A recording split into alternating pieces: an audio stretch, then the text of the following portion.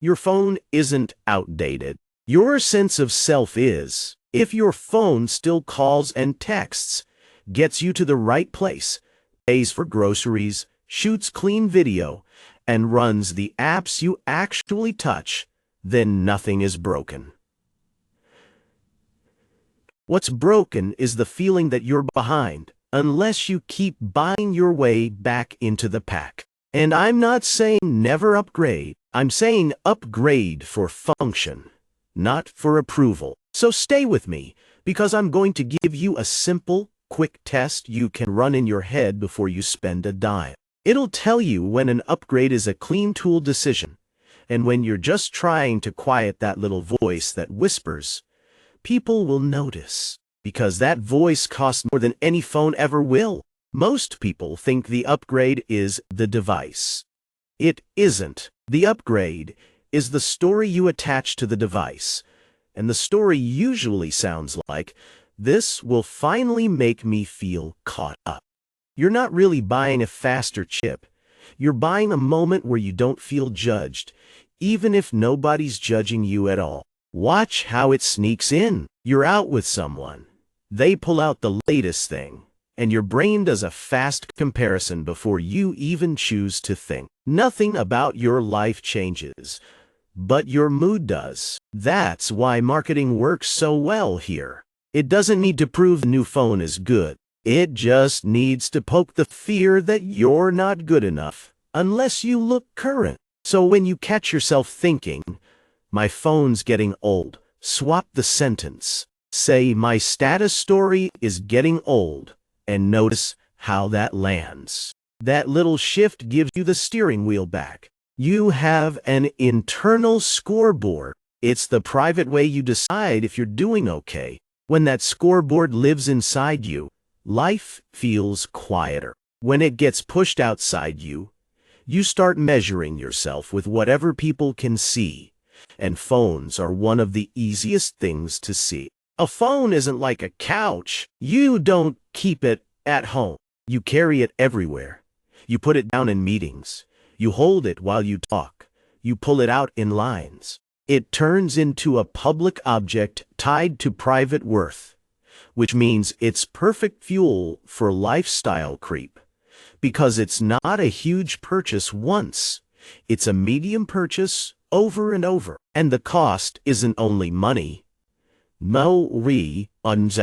The bigger cost is attention. Every time you wonder if your phone looks old, you lose a slice of cognitive freedom. Your mind splits, part of it doing life, part of it checking for signals, and you start living like you're being graded. A friend once told me he upgraded because his camera wasn't good anymore. I asked him how many photos from last month he printed, or even looked at twice, and he laughed because he knew what was going on.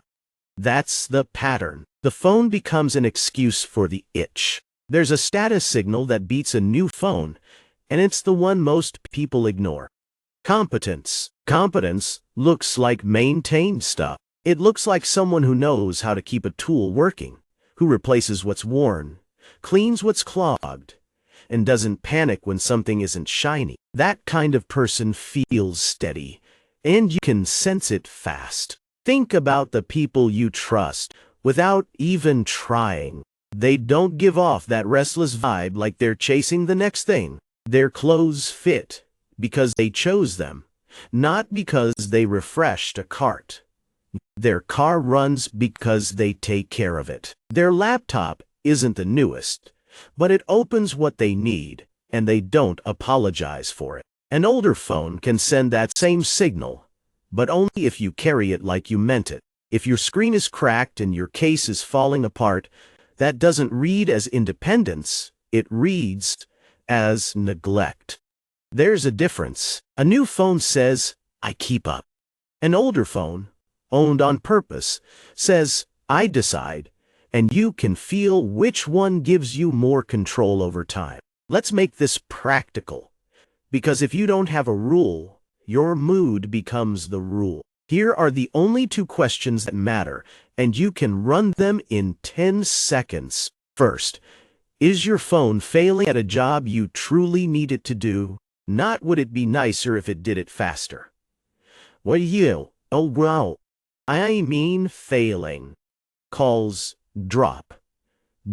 Horror. The battery dies before lunch even after you tried the obvious fixes. Apps you rely on crash because the operating system can't keep up. Your work files won't open. Your bank app won't run. That's failure, not boredom. Second, can you fix the failure cheaper than replacing the whole phone? Maybe it's a battery. Maybe it's clearing storage and deleting the junk. Maybe it's a screen repair, a settings reset, or replacing a charger that's slowly dying and making everything feel broke. If question 1 is no, don't upgrade. If question 1 is yes, but question 2 is also yes, still don't upgrade. Only when it fails a real need and fixing it costs close to replacement does an upgrade make sense. And when you buy from that place, it feels calm. Now we get to the deeper part, because phones aren't the only thing people replace too early. A lot of us don't have a clear sense of self, so we borrow one. We borrow it from trends, from brands, from whatever looks current. And it works for a bit, but it turns you into a renter. You keep making payments, not always with money, but with energy and attention. If you don't choose your values, the market will choose them for you. And the market pushes one value harder than any other. New. New gives you a quick hit of fresh identity without doing the slow work of building a life you actually respect. New makes it feel like you're progressing even if nothing changed. New lets you dodge the harder question. What do you want your life to stand for when nobody's watching?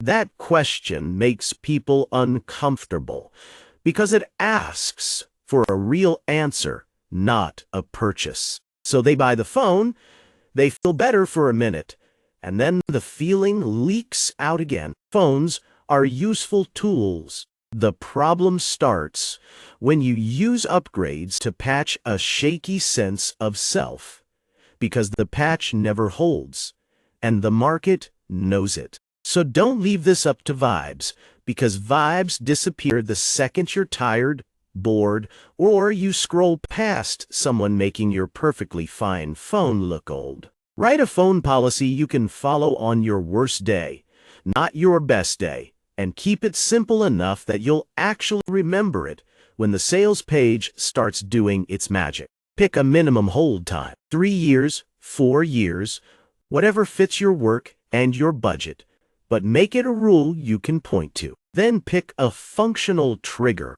You upgrade only when the phone can't handle your work or your safety needs, like calls, maps, banking, and two-factor codes, and you already tried the cheap fixes. After that, add a small ownership ritual. Once a month, delete the apps you don't use. Shut off the alerts you never asked for. Clear storage and keep the case and screen in decent shape, because you're not making. A policy like that pays you back in 2 ways, and one of them hits faster than the money. Sure, you keep more cash in your pocket because you stop doing the whole upgrade bundle, case, charger, insurance, and might as well purchases that stack up quietly.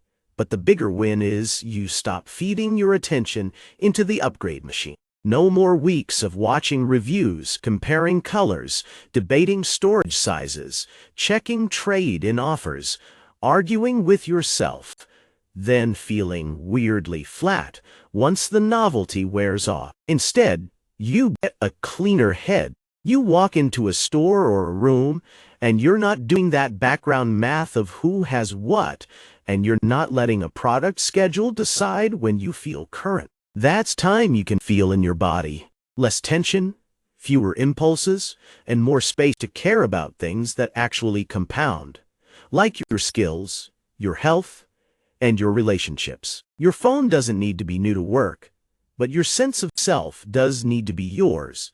not something you rent every time a company drops a new model. If you want the full system for resisting lifestyle creep without feeling like you're punishing yourself, watch the next video on building an internal scoreboard that money can't touch, and subscribe if you want more of this. Because if you don't set your own standards, someone else will sell you theirs.